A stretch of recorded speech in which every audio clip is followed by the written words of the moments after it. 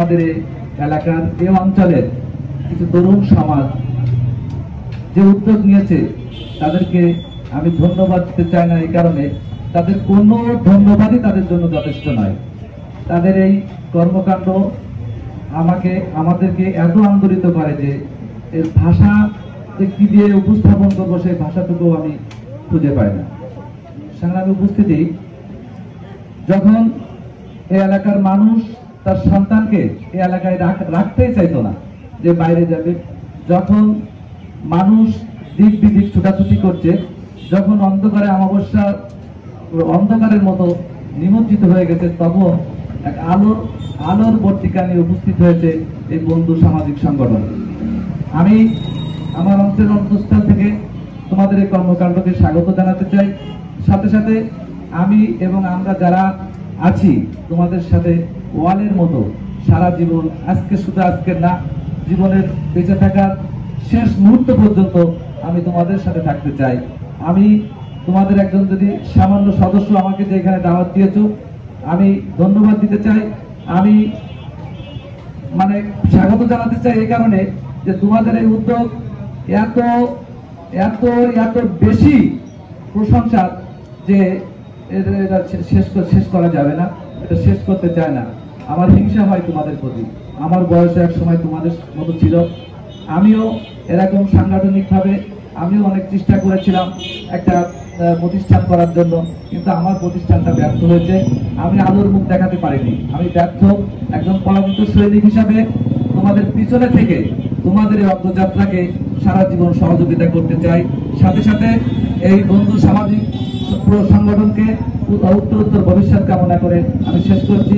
আল্লাহ হাফেজ। বন্ধু সামাজিক সংগঠন, আমরা জানি যে এদের পথযাত্রা শুরু হয়েছিল 2022 সালে। আমি যতটুকু জানি যে হাতিয়াকে পা পা করে এই সংগ্রামটি দীর্ঘ 3 বছর আগে তারা শুরু করেছিল।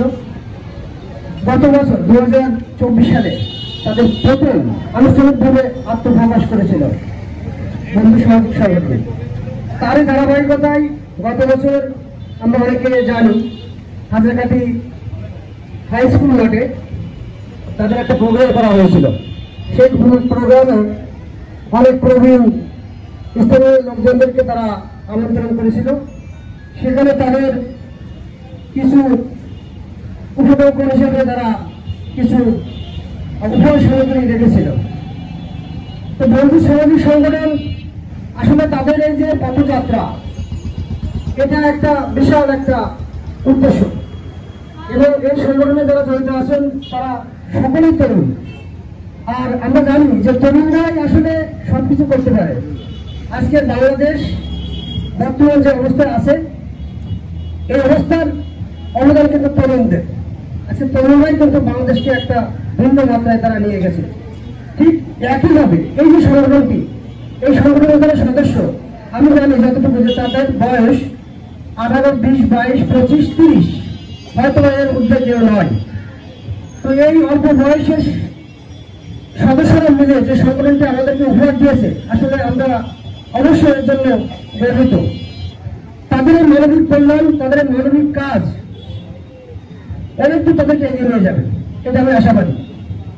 আমাদের উদ্দেশ্য যদি সৎ হয়, আমাদের উদ্দেশ্য যদি সামাজিক কল্যাণ হয়, মানুষের কল্যাণে যদি আমাদের উদ্দেশ্য থাকে, তাহলে আশা করি যে সেই উদ্দেশ্যগুলো অনেক দূর মানুষকে এগিয়ে নিয়ে যেতে পারে। তো সামাজিক সংগঠনের প্রতি সদস্যদেরকে আমি আমার মন থেকে, আমাদের অন্তঃস্থল থেকে তাদের জন্য দোয়া থাকবে।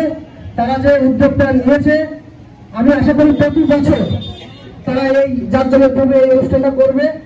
এর জন্য যদি কোনো অর্থ লাগে, পরামর্শ লাগে, যাই লাগুক, শ্রম শক্তি যাই লাগুক, আমরা আছি, আমাদের অতিথিরা আছে। এখানে হাজারকাঠি গ্রামের অনেক বড় বড় ভালো ভালো মানুষ আছে, প্রবাসী আছে, ভালো ভালো গ্রাজুয়েশন লোক আছে, ভালো চাকরিজীবী আছে, বড় বড় ব্যবসায়ী আছে। গত বছর যে তারা যে প্রকল্পটা হাতে নিয়েছিল, আমার মনে হচ্ছে এবছর তাদের প্রকল্পটা আরো অনেক বড়।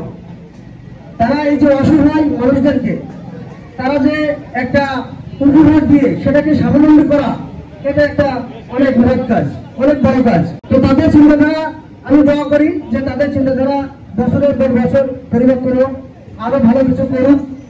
আর গ্রামের যারা অসহায় আছে, যারা একেবারে অসচ্ছল, তাদেরকে নিয়ে তারা সেই কাজটা করে।